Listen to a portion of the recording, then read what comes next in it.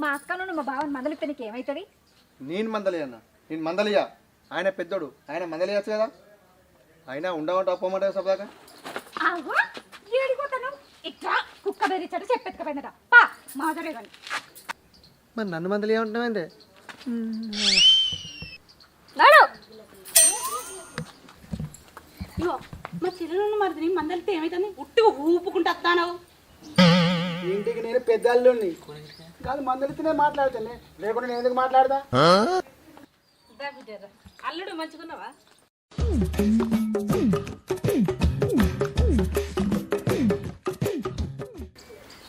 చూసినావానే మీ అవ్వ పెద్దలనే మందలిస్తుంది, నన్ను మందలిస్తుందా? సరే రమ్మంటిగానే పోతా. ఆగు, అన్నిటికీ కొంచెం పడతావు. మాట్లాడతాను కదా, మాట్లాడాక మాట్లాడదా? అగో చిన్నాళ్ళు ఇప్పుడు వస్తురా దా బిడ్డ.